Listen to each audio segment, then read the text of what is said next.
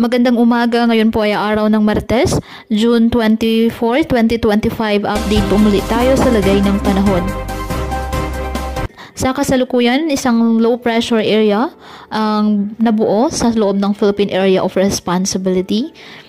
Ang nasabing LPA ay nakaka-apekto po sa iba't ibang bahagi ng ating bansa. At sa kasalukuyan, mababa ang tsansa nito na maging bagyo ayon po sa Pag-asa. Samantala, isang bagyo naman ang nasa labas ng ating Philippine Area of Responsibility at lumakas ito at isang ganap ng tropical storm category at taglay ang lakas ng hangin aabot sa 65 km per hour, malapit sa sentro at pagbugsong aabot sa 80 km per hour. Kumikilos north-northwestward sa bilis na 30 km per hour. Ang nasabing bagyo ay wala pa pong indirektang epekto sa lagay ng ating panahon. Ngayong araw, dulot ng low pressure area, asahan mo ang maulap na kalangitan na may kalat-kalat na mga pag-ulan at thunderstorms dyan sa Pangasinan, Zambales at Bataan.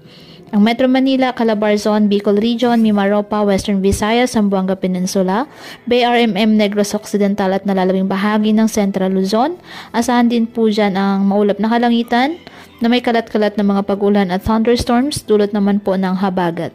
Ang nalalabing bahagi ng Luzon, apektado po ng mga localized thunderstorms. At ang nalalabing bahagi ng ating bansa, apektado naman ng habagat, kaya asahan pa rin po ang bahagyang maulap hanggang sa maulap na kalangitan with isolated rain showers or thunderstorms. Patuloy po na maging handa sa banta ng mga biglaang pagbaha at pagguho ng lupa at palaging umantabay sa iba pa nating weather updates at sa updates po ng Pag-asa hinggil sa lagay ng panahon.